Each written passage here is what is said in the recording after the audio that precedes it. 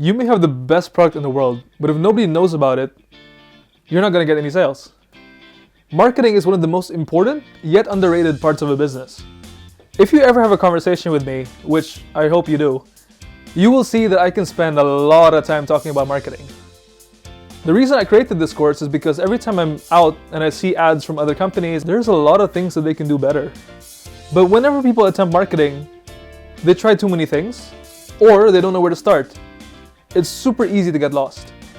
At the Marketing Crash Course, what we want to do is we aim to provide a simple yet structured foundation to help you become the best marketer possible.